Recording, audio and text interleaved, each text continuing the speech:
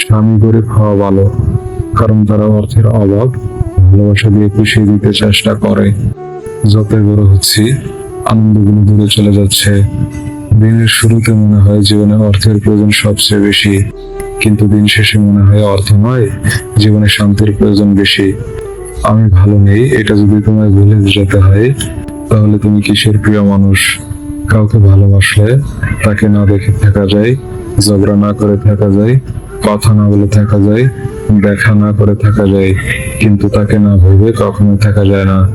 কখনো কখনো মানুষকে ক্ষমা করা অসম্ভব বলে মনে হতে পারে, তবুও অসম্ভবকে সম্ভব করুন, সীমাবদ্ধতাকে অতিক্রম করুন, জয় করুন নিজের রাগকে। ক্ষমা করতে শিখুন, ক্ষমায় আসল শান্তি। যে আপনাকে পাত্তা দিবে না, তাকে আপনিও পাত্তা দেবেন না, সে যত বড় আর যত বিখ্যাত মানুষই হোক না কেন। মনে রাখবেন, আপনার পৃথিবীতে আপনি রাজা, আর যে আপনাকে আপন ভাববে তাকে আপনি আপন করে নিন। সম্পর্কের নাম থাকা জরুরি নয়, সম্পর্কে টান থাকাটা জরুরি। আপনি যাকে আঘাত করেছেন তার চুপ থাকাকে ভয় করুন। সে যদি সহ্য করে সৃষ্টিকর্তার উপর ছেড়ে দেয়, তাহলে আপনার পরিণতি ভয়ানক হবে। মনে রাখবেন, দুনিয়াতে এমনও মানুষ আছে যাদের দীর্ঘশ্বাসটুকু রব কবুল করে নেন। মানুষ দুটো সময় চুপ থাকে, যখন তার কথা বলার কিছু থাকে না, আর যখন তার অনেক কিছু বলার থাকে কিন্তু সে বলতে পারে না। ভালো সময় পুরো পৃথিবী পাশে এসে দাঁড়ায়, আর খারাপ সময় নিজের ছায়াও সাথে থাকে না। একটা বিশ্বস্ত কাঁধ পেলে জীবন সহজ হয়ে যায়। ভালোবাসি, তবু বোঝাতে পারি না। কষ্ট পাই, কিন্তু কষ্ট দিতে চায় না। রেগে যাই, কিন্তু রেগে থাকতে পারি না। সবকিছু বলবো ভেবেও ভুলে থাকতে পারি না। এটাই আমার স্বভাব, এটাই আমি।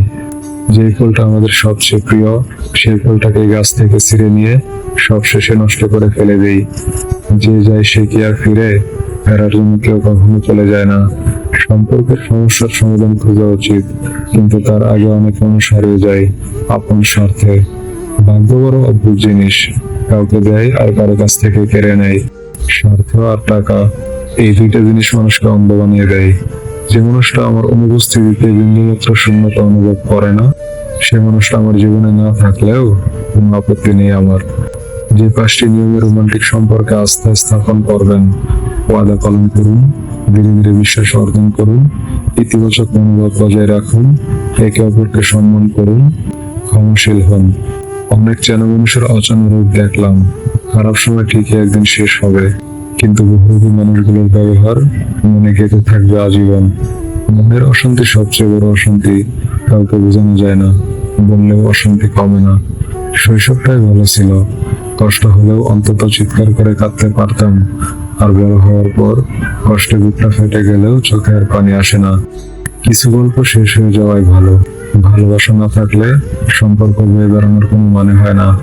বিদায় জানান, নতুন বসন্তকে স্বাগত জানানোর জন্য নিজেকে তৈরি রাখুন, এতটুকুই।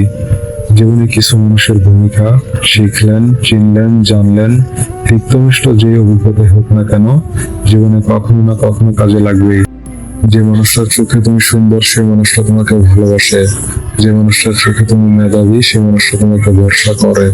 যে মানুষটা তোমার সবচেয়ে বড় খুদকে আগলে মায়া করে, নিশ্চিন্তে তার হাতে হাত রেখে তুমি জীবন পাড়ি দিতে পারো।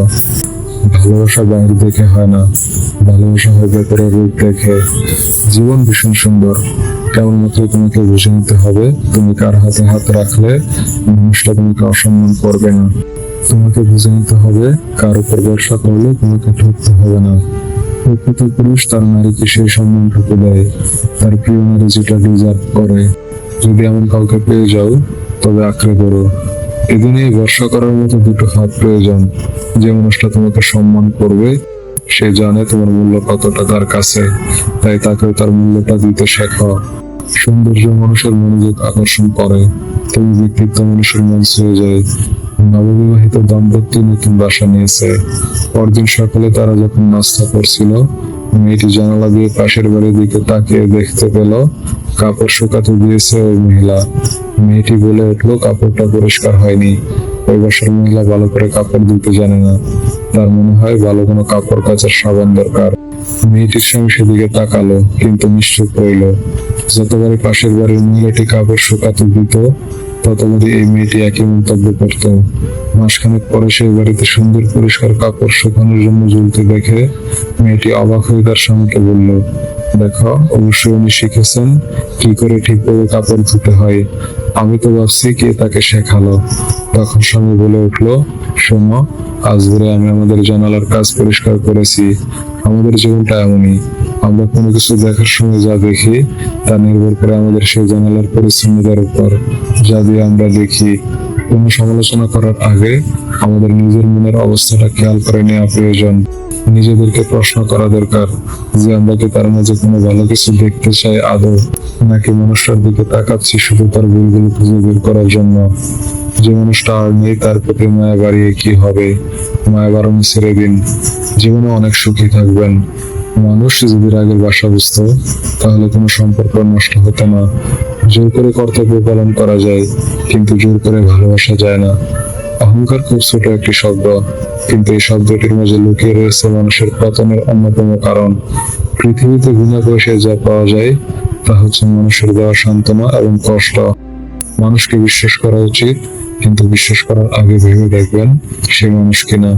মনে মনে কথা বলার সিস্টেম না থাকলে অর্ধেক মানুষ মারা যেত। টাকা থাকলেই সুখী হওয়া যায় না। অর্থলোভী নারী আর নারীলোভী পুরুষ কখনো সুখী হতে পারে না। টাকার সাথে সুখের কোনো সম্পর্ক নেই। যদি থাকতো, সুখ বাজারে বিক্রি হতো। চিন্তিত হবেন না, রব জানেন আপনি ধৈর্য ধরছেন, অপেক্ষা করছেন। ভরসা রাখুন রবের উপর, তিনি সবসময় আপনার সাথে আছেন। একটা সময় যাকে ছাড়া একটা দিন কাটাতে পারবেন না বলে মনে হয়, বিচ্ছেদের 6 মাস পেরোতে তার মোবাইল নম্বর ভুলে যাবেন, বছর যেতে ঠিকানা ভুলে যাবেন, হয়তোবা নামে ভুলে যাবেন।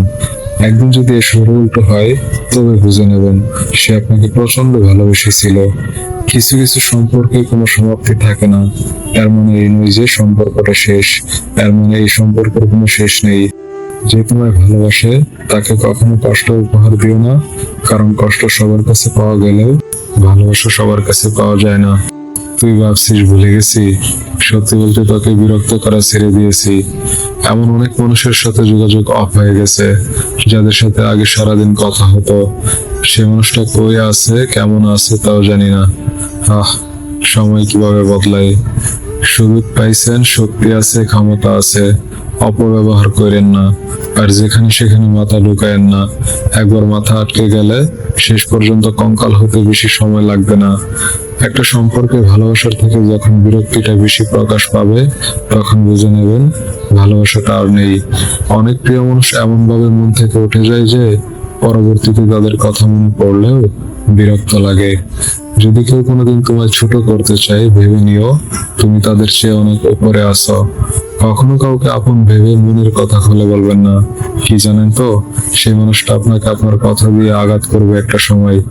একজন নারী যদি জানতো পুরুষেরা তার দিকে কিভাবে তাকায়, তবে সে কাপড় দিয়ে নয়, লোহা দিয়ে পোশাক তৈরি করতো। ছোটবেলায় শিখেছি, তুমি কারো ক্ষতি না করলে কেউ তোমার ক্ষতি করবে না। বাস্তবে যা শিখেছি, তুমি যার ভালো চাইবে সেই সবার আগে তোমার ক্ষতি করবে। কারো কাছ থেকে একবার আঘাত পেলে সবাই তখন বারবার আঘাত দেওয়ার চেষ্টা করে। তাই একবার কারো থেকে আঘাত পেলে দ্বিতীয় কাউকে আঘাত করার সুযোগ দিও না, তা নাহলে তুমি বড় অসহায় হয়ে পড়বে। মানুষ মানুষকে সম্মান করে না, সম্মান করে মানুষের অবস্থানকে। নিজের অবস্থান ঠিক করো, সব পেয়ে যাবে। মানুষের থেকে মানুষের দূরত্ব বাড়া বা কমা নির্ভর করে দুটি জিনিসের উপর।